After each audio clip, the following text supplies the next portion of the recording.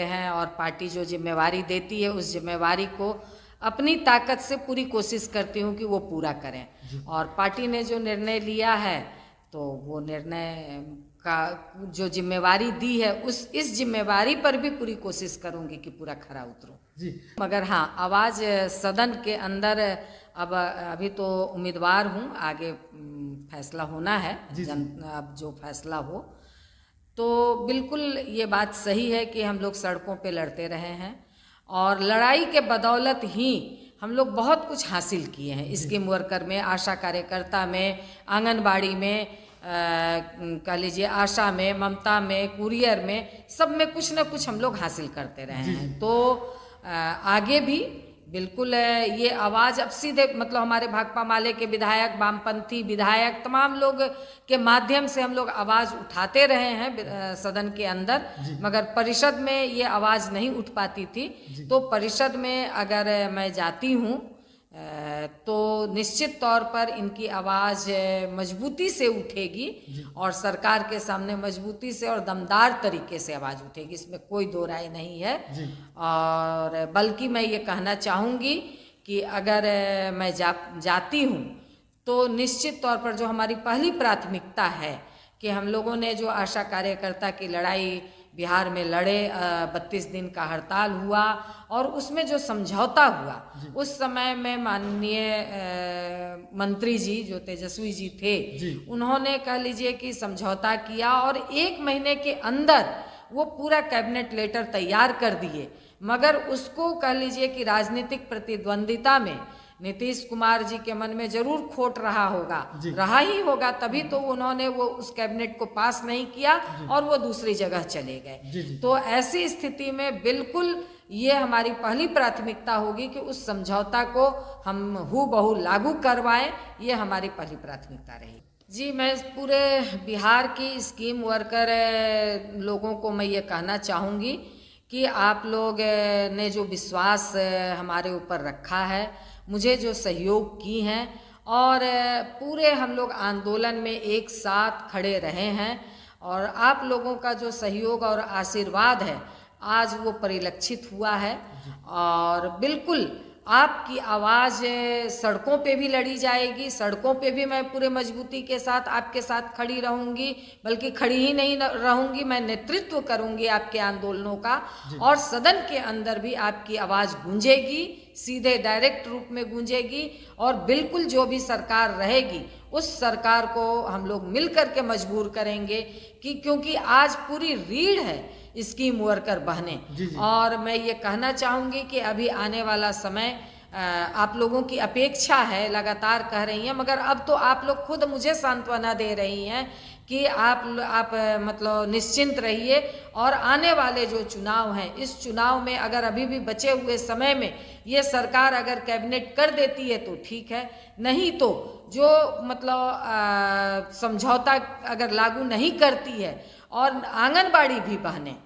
इस बात को कह रही हैं कि कहे थे नीतीश कुमार जी कि मैं सम्मानजनक वेतन दूंगा और हम लोगों को अपमानजनक वेतन दिए। और आज ये बहनें कह हमसे पूछ रही हैं कि दीदी मोदी जी आज कह रहे हैं कि मेरा पूरा देश परिवार है, तो हम लोग उस परिवार में नहीं आते हैं?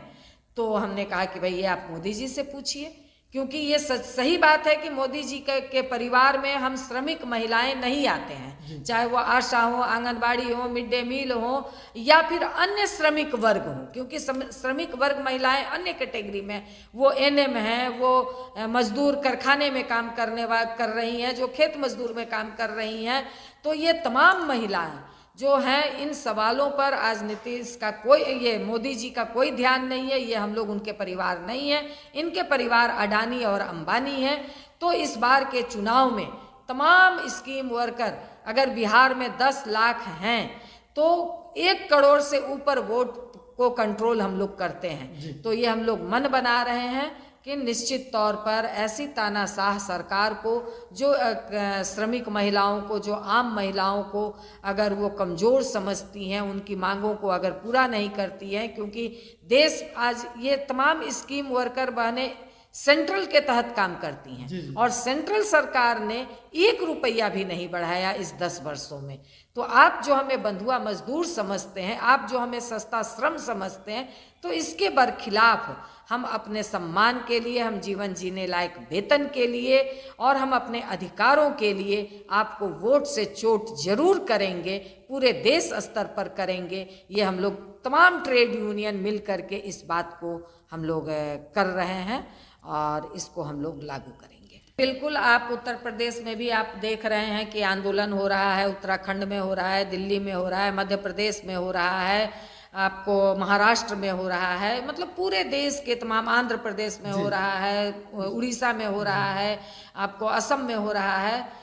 तो ये कह लीजिए कि पूरे देश की बहनें हमारी लड़ रही हैं और बिल्कुल मैं उन बहनों के साथ खड़ी हूँ। और देश स्तर पर हम लोग तमाम ट्रेड यूनियन मिल करके 16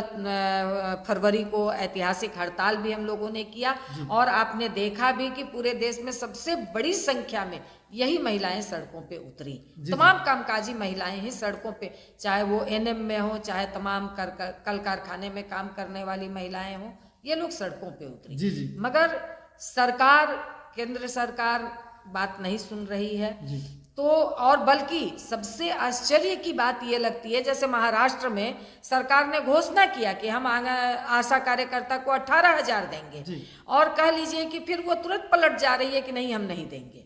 मध्य प्रदेश में जो चुनाव से पहले घोषणा हुआ, चुनाव के बाद जो सरकार बनी, वो अभी तक वहाँ कैबिनेट नहीं हुआ, अभी तक वो चीजें लागू नहीं हुई हैं, उसको भी अगर मगर लेकिन परंतु कर रही है। तो ये जो सरकार, भाजपा सरकार कहती कुछ है, करती कुछ है, तो इसके खिलाफ हम लोग पूरे देश में तमाम ट्रेड यूनियन मिल करके, एकजुट होकर के हम लोग कई बार राष्ट्रीय हड़ताल किए हैं और आगे भी, क्योंकि अब तो समय उस तरह से नहीं है, इसलिए एक दिन का हड़ताल हम लोगों ने किया था। आगे अगर जरूरत पड़ेगी, जिसकी भी सरकार बनेगी, और पूरी कोशिश है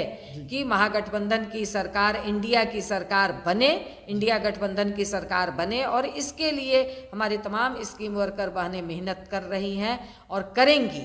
क्योंकि जब 1 करोड़ की संख्या है पूरे देश में, तो आप समझ लीजिए कि कितने वोट को हम प्रभावित करते हैं। हम घर घर जाते हैं और घर घर में हमारी पकड़ है। तो इस बार हम लोगों ने कमर कसा है कि इंडिया गठबंधन, क्योंकि जो इंडिया गठबंधन के नेता हैं इस बात को वो कह रहे हैं, तो हम तानाशाह सरकार को चोट देंगे। क्योंकि अगर ये सरकार 24 में आ गई तो आज हम कुछ पैसे बढ़ाने के लिए लड़ रहे हैं, कुछ सुविधा के लिए लड़ रहे हैं, मगर आप अगर उठा करके देख लीजिए तो ये बजट में